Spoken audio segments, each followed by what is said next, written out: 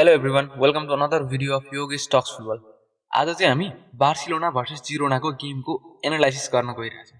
Let's see how Barcelona played. Trust me, यो season बार्सिलोनाले La Liga जित्नेवाला छैन. जुन तरिकाको गेम बार्सिलोनाले खेलिरहेछ, the way the players of Barcelona are injured in भएका प्लेयरले जुन तरिकाको गेम डिस्प्ले गरिरहेछन् नि, ट्रस्ट मी बार्सिलोनाले ला लिगा जित्ने नै छैन यो सिजन. मिड टेबलको टिमहरू जस्तै अस्तिको हप्ता सेभिया भयो र फेरि टेबलको सबभन्दा लास्टमा भएको जिरोना टेबलको लास्टमा छ ला लिगाको. त्यही पनि बार्सिलोनाकोसँग गेम हेर्ने हो भने फर्स्ट हाफमा बार्सिलोनालाई रुवाएको थियो जिरोनाले. त्यहाँदेखि गेम हेर्नुपर्छ हामीले. बार्सिलोनालाई हरेक टाइम उसको हाई लाइनमा उसले बिट गरिरहेको थियो. हाई लाइनको गल्ती होइन, यहाँ हामी प्योर गल्ती देख्न सक्छौँ. बार्सिलोनाको प्रेसिङमा त्यहाँ एकदमै ठुलो कमजोरी छ. बार्सिलोनाको प्लेयरले एब्सोल्युटली प्रेस नै गरिरहेको छैन के. त्यो जिरोनाको गेमको फर्स्ट हाफ हेर्ने हो भने Barcelona were not pressing at all. त्यहाँ उनीहरूले प्रेस नै गरेको छैन. त्यो गेमको फर्स्ट हाफको मात्रै एनालाइसिस गर्दाखेरि जिरोनाले एक्सजी 1.29 को बनाएको थियो भने बार्सिलोनाको मात्र 0.48 को थियो. त्यसमा पनि बार्सिलोनाले 70% पोजिसन राख्यो. अरे 70% पोजिसन राखेर मात्र 0.48 को एक्सजी राख्ने हो भने त्यो 70% पोजिसनको गेममा के काम? फुटबलमा आखिर जित्ने भनेको गोलले नै त हो नि. त्यो 70% पोजिसनले त गोल दिँदैन. गोल दिने भनेको त तिमीले कति एक्सजी बनाइरहेछौ, त्यसलाई कति कन्भर्ट गरिरहेछौ, त्यसले दिने हो नि त. त्यो केही पनि छैन. त्यत्रो 70% पोजिसन राखेर पनि बार्सिलोनाले जम्मा फर्स्ट हाफमा बनाएको भनेको नि बिग चान्स भनेको 0. त 30% पोजिसन राखेर जिरोनाले बिग चान्स 3वटा बनाएको थियो, 6वटा हानेको थियो. बार्सिलोनाले 10वटा हान्यो, त्यही पनि छैन, बिग चान्स एउटै पनि छैन. फर्स्ट हाफको 3 मिनेट चाहिँ बार्सिलोनाले गेम कन्ट्रोलमा राखेको थियो. अस्ति सेभियासँग गेम हारे पछाडि लागिरहेको थियो. त्यो फर्स्ट हाफको 15 मिनेट हेर्दाखेरि ल है बार्सिलोनाले अब चाहिँ गेममा कन्ट्रोल ल्याउँछ. यता पनि मिलाइरहेछ, बल राम्रो स्मुथली पास गरिरहेछ, कनेक्सन देखिरहेको थियो, डिफेन्समा पनि कनेक्सन देखिरहेको थियो एरिक गार्सिया र पाउ कुबार्सी. तर 15 मिनेटमा जब पेड्रीले एकदम एब्सोल्युट राम्रो गोल गरेको थियो, Pedri be like Pedri, always पेड्रीले त्यस्तै गोल हानिरहेको हुन्छ. कुण्डेले गेमको मात्र एकछिन त्यहाँनिर राम्रो स्किल देखाएको थियो. कुण्डेले बल पेड्रीलाई पास गर्यो, पेड्रीले ब्याक टु लमिन यामाल, लमिनले फेरि एक दुईजना प्लेयरलाई ड्र्याग गरेर पेड्रीलाई दियो. अनि पेड्रीले भनेको एब्सोल्युट क्लास. प्लेयरलाई पुल गरेर लेफ्ट ह्यान्ड साइडमा लगेर प्लेयर 4-5 जनाले त्यतापट्टि लगिसकेपछि त्यसलाई absolutely right hand side of the पोस्टमा त्यहाँनिर मिठो गोल हानेको थियो पेड्रीले. एकदम पर्फेक्ट, एब्सोल्युट ब्युटिफुल गोल, एकदम सेटिस्फाइङ गोल. अलवेज पेड्रीको गोल त्यस्तै सेटिस्फाइङ नै लाग्छ मलाई चाहिँ. अनि त्यस पछाडि बार्सिलोना 1-0 ले अप भयो. अनि फेरि त्यसपछि 19 मिनेटमा जिरोनाले एउटा कर्नर पाउँछ. पोर्टुले त्यो कर्नर बक्समा पठाउँछन्. हाफ क्लियर हुन्छ बार्सिलोनाको प्लेयरबाट. त्यस्तो फेरि त्यो बल रिबाउन्ड भएर बार्सिलोनाको बक्समा आउँछ. एन्ड विट्सलले एब्सोल्युट ब्युटिफुल बाइसिकल किकमा गोल गर्छन्. सेजनी हेरेको हेरे नै हुन्छ, नो चान्स फर सेजनी.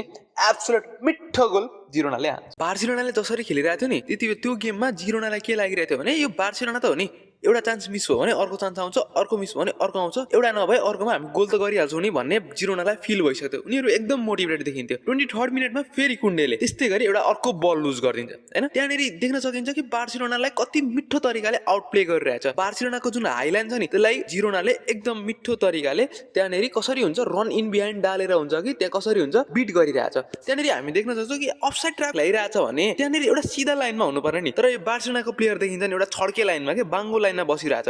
यहाँ यस्तो भइसके पछाडि कसरी एउटा अफसाइड ट्र्याप क्रिएट हुन्छ र प्लेयरहरू अफसाइडमा पर्छ. यो अफसाइड ट्र्याप अस्ति पनि सेभियाले यसरी नै बिट गरिरहेको थियो. यो गेममा फेरि जिरोनाको गेममा जिरोनाका प्लेयरहरूले पोर्टु विट्सलले यसरी नै बिट गरिरहेछ. रन हालेर पछाडिबाट रन हालेर यसलाई बिट गरिरहेछ हैन. यहाँनिर फेरि पनि यो गोल मिठो तरिकाले हुने थियो. Thank god to Szczesny. यो बल सेभ हुन्छ र Barcelona backward of the game जानबाट बच्छ. यो गेममा कुबार्सी र एरिक गार्सियाको त्यति राम्रो कम्युनिकेसन भइरहेको जस्तो देखिँदैन. जसरी लास्ट सिजनमा इनिगो मार्टिनेज र हाम्रो कुबार्सीको राम्रो कम्बिनेसन थियो ब्याकमा हैन. उनीहरूले सेन्टर ब्याक जसरी खेलिरहेको थियो, उनीहरूको कम्युनिकेसन राम्रो थियो, हाइलाइन बनाइरहेको थियो, उनीहरूले प्रेस गरिरहेको थियो, बलहरू थ्रु बलहरू पठाइरहेको थियो. त्यो भइरहेको छैन अहिले चाहिँ. गेमको फेरि 40 मिनेटमा जिरोनाले अर्को मुभ बनाउँछ हैन. यो चाहिँ फेरि सेमी काउन्टर अट्याक हुन्छ जिरोनाको. त्यहाँनिर फेरि देख्न सक्छौ कति सजिलो कुण्डेलाई बिट गरिदिन्छ क्या जिरोनाको प्लेयरले हैन. फेरि एकदम मिठो तरिकाले बिट गरिदिन्छ. त्यहाँनिर फेरि हेर्न सकिन्छ फार पोस्टमा एउटा जिरोनाको प्लेयर खाली छ. यता एलेक्स विचल बक्सको जस्ट भित्र खाली छ. एलेक्स विचलले अनलक्कीली कसरी जिरोना त्यहाँ गोल हान्न सकेन के. जिरोनाले त्यहाँ गोल हान्नु पर्थ्यो, त्यो मिस्टेकली त्यो बाहिर गयो गोल र बार्सिलोना लकीली यहाँ बचेको अर्को गोल खानबाट.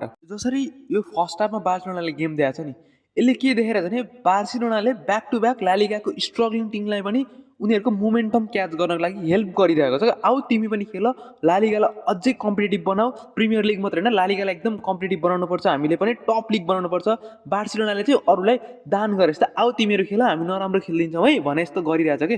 मोमेन्टम नै छैन कि. पुवर डिफेन्डिङ छ, पुवर प्रेसिङ छ, अनअर्गनाइज डिफेन्सिङ छ. यो भइरहेको चाहिँ के छ क्या बार्सिलोनासँग.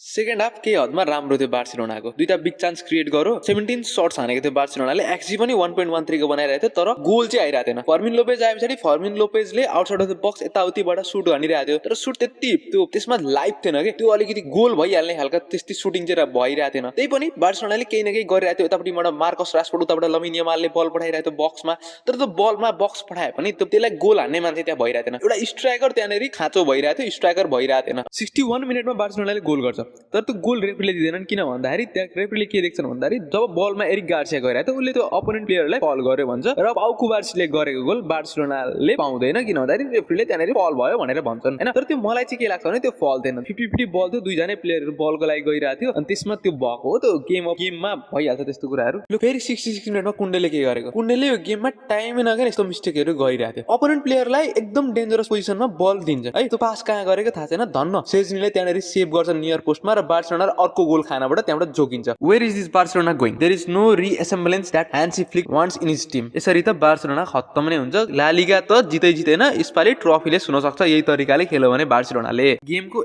81 मिनेटमा अराओ आउँछ मार्क कसाडोको ठाउँमा, एन्ड ओ माई गड, अराओले पर्फेक्टली नम्बर 9 जस्तरी गेम खेलिरहेको थियो। उसले बल लिइरहेको थियो, बल पास गरिरहेको थियो, बललाई फ्ल्याङ्कमा पठाइरहेको थियो, राशफोर्डलाई क्रस हाल्न भनिरहेको थियो, डियोङबाट बल मागिरहेको थियो, उसले बल मागिरहेको थियो कि पर्फेक्ट नम्बर 9 जस्तो तरिकाले उसले खेलिरहेको थियो। क्विक पप बल होइन, बललाई कता लाने के गर्ने कन्ट्रोल गरिरहेको थियो, बललाई गेमको टेम्पोलाई उसले बक्समा बसेर गाइड गरिरहेको थियो कि 90 मिनट एन्ड भइसके पछाडि गेममा ह्यान्सी फ्लिकले गेमको सेकेन्ड येलो कार्ड पायो। किन भन्दाखेरि उसले रेफ्रीले 4 मिनट एडेड टाइमको बारेमा कम्प्लेन गरिरहेको थियो, र he got his second yellow of the match and he was sent off. यो भनेको अर्को गेम एल क्लासिको छ रियल मड्रिडसँग, त्यति बेला ह्यान्सी फ्लिक बार्सिलोनाको साइडलाइनमा हुने छैनन्। एल क्लासिकोमा बार्सिलोना विदाउट ह्यान्सी फ्लिक खेल्ने छ अब। 93rd minute of the match and de Jong gets a ball in the flank and puts across in the box and the beast Ronald Araujo puts the ball beautifully in such a crowded box by Girona player, perfectly finished goal by Ronald Araujo. र यही गोलले बार्सिलोनाले एकदमै मुस्किलले यो game जित्छ,